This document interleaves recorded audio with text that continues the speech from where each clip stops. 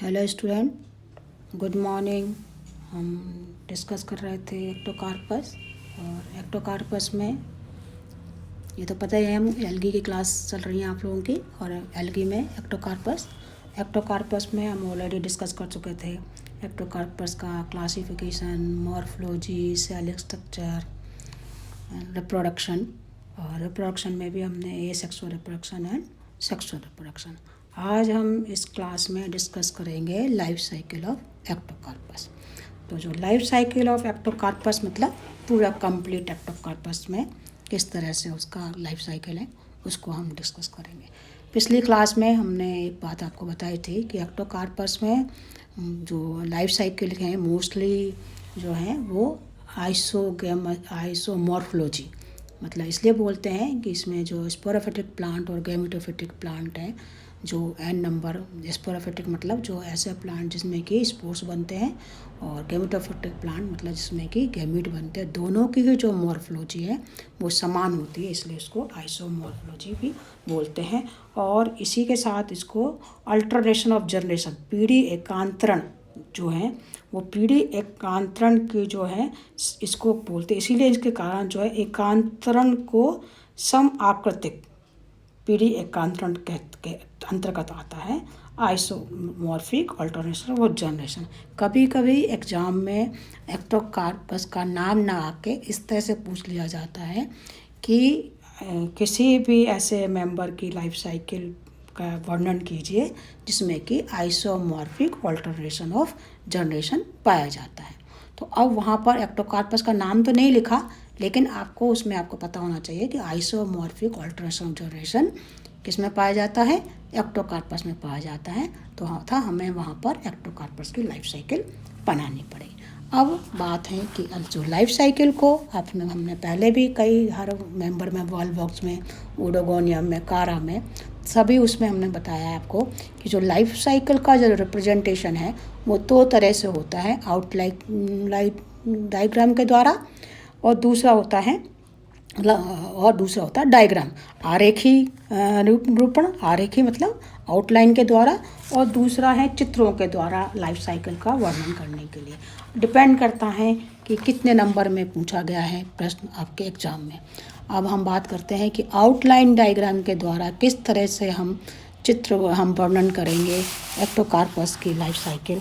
तो यहाँ पर आपको यहाँ दिख रहा है कि जो स्पोरोफिटिक प्लांट हैं, जब आपको हमने मॉर्फोलॉजी बताई तो स्पोरोफिटिक प्लांट में था, उसमें स्पोरोफिटिक प्लांट में किस तरह से स्पोरेंजिया का निर्माण हुआ था, यूनिलोकुलर स्पोरेंजिया और प्लूरिलोकुलर स्पोरेंजिया। ये यूनिलोकुलर स्पोरेंजिया 2n नंबर क्योंकि स्पोर यहाँ पर था, और यहाँ पर ऊपर की तरफ ये प्लूरिलोकुलर स्पोरेंजिया। तो इस स्पोरोफिटिक प्लांट में प्लूरिलोकुलर स्पोरेंजिया में 2n नंबर बना, और 2n नंबर बनने के बाद में जूस्पोर, और जूस्पोर से नया स्पोरोफिटिक प्लांट बन के तैयार हो गया बाय एसेक्सुअल रिप्रोडक्शन। इसी तरह एसेक्सुअल रिप्रोडक्शन में ही स्पोरोफिटिक प्लांट में ही डेवलप हुआ था यहाँ पर यूनिलोकुलर, और यूनिलोकुलर स्पोरेंजिया में 2n नंबर था, उसमें म्यूसिस हुई थी, और म्यूसिस के बाद में 4 म्यूजोस्पोर बने थे, उनमें से फिर माइटोसिस होकर बहुत सारे 32 to 64 स्पोर बन गए थे। और वो बनने के बाद में उन्होंने हर स्पोर से एक म्यूजोस्पोर बन गया था, और उसने एक गैमेटोफिटिक प्लांट को, n नंबर प्लांट को डेवलप कर दिया था। तो ये एसेक्सुअल रिप्रोडक्शन के द्वारा प्लूरिलोकुलर स्पोरेंजिया के द्वारा 2n स्पोरोफिटिक प्लांट का डेवलपमेंट, और एसेक्सुअल रिप्रोडक्शन के द्वारा ही यूनिलोकुलर स्पोरेंजिया से म्यूसिस से होने के बाद में गैमेटोफिटिक प्लांट का डेवलप हुआ था। तो ये हो गया एसेक्सुअल रिप्रोडक्शन के मतलब आरेखितकरण काय के द्वारा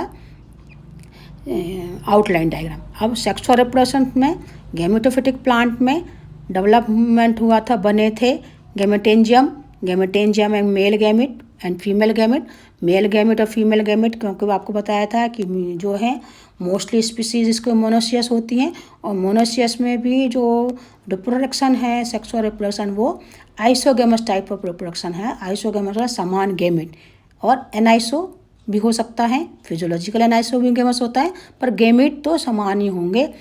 इसमें ऊगैमस तरह का नहीं होता, और दोनों ही गैमेट फ्यूजन करके जाइगोट बनाया। और जाइगोट के बनने के बाद में भी यहाँ मियोसिस ना होके ऐसा जाइगोट जर्मिनेट कर दिया और वो उसने डेवलप बना लिया स्पोरोफिटिक प्लांट 2n नंबर। तो इस तरह से एक्टोकार्पस प्लांट की लाइफ साइकिल बाय रेखा के द्वारा, रेखांकित मतलब उसके द्वारा डेवलप हो गई। आउटलाइन डायग्राम के द्वारा किस तरह से एक्टोकार्पस की लाइफ साइकिल हुई, किस तरह से थैलस देखिए यहाँ पर बना, मियोसिस हुई, ये देखिए यहाँ पर आपको डिप्लॉयड थैलस कहाँ था, स्पोरोफिटिक था, यूनिलोकुलर स्पोरेंजिया कहाँ बना, जू स्पोर्स कहाँ बना, फीमेल थैलस कहाँ आया, यहाँ पर इस तरह से, इस दूसरे तरह से यहाँ पूरा लिखा हुआ में बन के ये मेल गैमेट और फीमेल गैमेट यहाँ पर ये बन के तैयार। अब बात करेंगे यहाँ पर, ये देखिए यहाँ पर आप और अच्छी तरह से आपको दिखाई देगा, ये देखिए ये plurilocular sporangia, meiozoospore, diploid thallus, sporophytic plant, unisporangia, sporophyte, meiosis, male gamete, यहाँ देखिए zoospore, male thallus, female thallus, ये देखिए यहाँ से ये बन के जाइगोट और ये डेवलप हो गया। तो ये बन के life cycle by outline diagram के द्वारा। अब हम बात करते हैं डायग्राम के द्वारा लाइफ साइकिल एक्टोकार्पस के। तो ठीक यहाँ से देखिए आपको डायग्राम दिख रहे हैं, स्पोरोफाइट प्लांट, और इस प्लांट में ऊपर की तरफ डेवलप हुआ यूनिलोकुलर स्पोरेंजिया और न्यूक्लियर, उसमें यहाँ पर ये देखिए ये न्यूक्लियर यूनिलोकुलर स्पोरेंजिया, और यूनिलोकुलर स्पोरेंजिया में मैच्योर स्पोरे और ये गैमेटोफिटिक प्लांट। इसी गैमेटोफिटिक प्लांट में यहाँ प्लूरिलोकुलर स्पोरेंजिया मियोजोस्पोर, और ये मियोजोस्पोर होने के बाद में ये 2n नंबर और ये स्पोरोफिटिक प्लांट। तो एसेक्सुअल में प्लांट में प्लूरिलोकुलर स्पोरेंजिया भी बना और यूनिलोकुलर स्पोरेंजिया बना। डायग्राम दिख रहा है आपको क्लियर, एक चैम्बर रचना, एक लोकुलर, एक चैम्बर, और ये मल्टी चैम्बर स्ट्रक्चर, बहुत सारे चैम्बर युक्त रचना प्लूरिलोकुलर स्पोरेंजिया के द्वारा। प्लूरिलोकुलर स्पोरेंजिया के द्वारा बना स्पोरोफिटिक प्लांट और यूनिलोकुलर स्पोरेंजिया से बना गैमेटोफिटिक प्लांट का निर्माण हुआ। अब ये जो गैमेटोफिटिक, ये तो हो गया एसेक्सुअल रिप्रोडक्शन।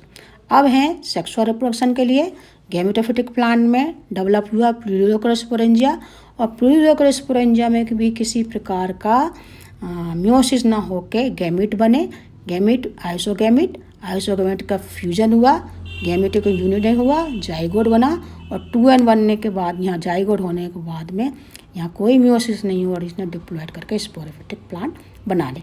अब यहाँ पर आप दिख रहा है क्लियर कट कि जो 2n नंबर स्पोरोफिटिक और n नंबर गैमेटोफिटिक, इन दोनों ही प्लांट की जो मॉर्फोलॉजी है वो कैसी है, समान है।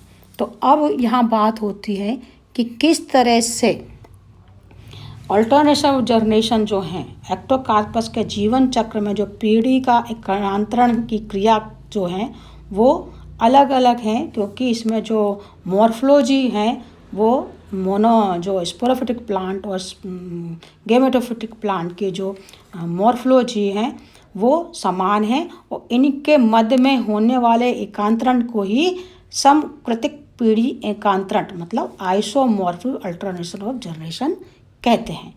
बीजाणुभूत प्लांट 2n नंबर और यूनिलोकुलर स्पोरेंजिया से डेवलप हुआ, और जो प्लूरिलोकुलर स्पोरेंजिया से दोनों प्रकार के जो स्पोरेंजिया बने, 2n पौधे से जो डिप्लॉयड स्पोरोफिटिक से बना, जो पौधे से बना यूनिलोकुलर ने बना, और प्लूरिलोकुलर से बना, दोनों प्रकार के स्पोरेंजिया बन गए इसमें से।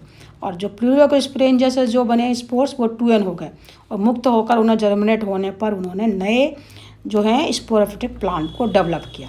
यूनिलोकुलर स्पोरेंजिया में बने जो हैप्लॉइड प्लांट जीव स्पोर थे वो हैप्लॉइड थे, और इनमें जो डेवलपमेंट होते हुए उन्होंने प्रथम जो डिवीजन म्यूटेट था वो उन्होंने डेवलप ना करके सीधे ही जर्मिनेट करके गैमेटोफिटिक प्लांट को डेवलप कर लिया। और प्लूरिलोकुलर स्पोरेंजिया से उत्पन्न होने वाले सभी जो हैं आइसोगैमेट होते हैं, और ये भी आइसोगैमेट होने के फ्यूज करके इन्होंने जाइगोस्पोर बनाया, और जाइगोस्पोर ने भी मियोसिस ना होने के बाद में ऐसा जर्मिनेट जाइगोस्पोर करके इन्होंने स्पोरोफिटिक प्लांट को डेवलप करें। इस तरह से एक्टोकार्पस में दो जीवन चक्र में दो पीढ़ियाँ क्रमशः गैमेटोफिटिक जनरेशन और स्पोरोफिटिक जनरेशन का अल्टरनेट एक के बाद दूसरी एकांतरित होती रहती हैं। इसीलिए और उनकी जो मॉर्फोलॉजी है वो भी सिमिलर है, इसीलिए इसको आइसोमॉर्फिक अल्टरनेशन जनरेशन भी कहते हैं। तो ये तो बात हुई आपकी एक्टोकार्पस की। तो आपको आशा है आप लोगों को पूरा जो एक्टोकार्पस है पूरा क्लियर समझ में आ गया होगा बच्चों, किस तरह से आउटलाइन डायग्राम के द्वारा एक्टोकार्पस की लाइफ साइकिल और किस तरह से डायग्राम के द्वारा outline life cycle Ectocarpus. Exam में डिपेंड करता है कि कितने नंबर में पूछा है ये प्रश्न, 2 नंबर में, 5 नंबर में, 10 नंबर में, उसमें आपको ये उसके अनुसार ही ये लाइफ साइकिल आपको बताना पड़ेगा कि पूरी की पूरी लाइफ साइकिल एक्टोकार्पस की डायग्राम के द्वारा बताना है। तो कभी कभी लिखना भी पड़ता है और चित्र भी बनाने पड़ते हैं, और कभी कभी केवल चित्र बनाकर ही समझाना पड़ता है और कभी कभी वो केवल आउटलाइन डायग्राम के द्वारा ही समझाना पड़ता है। तो ओके बच्चों, आज ये एक्टोकार्पस हमारा इस क्लास में ख़त्म हो गया, समाप्त हो गया। अगले हम क्लास में नेक्स्ट जो आपका मेंबर है सारगासम, उसको डिस्कस करना स्टार्ट करेंगे। ओके बच्चों, थैंक यू वेरी मच।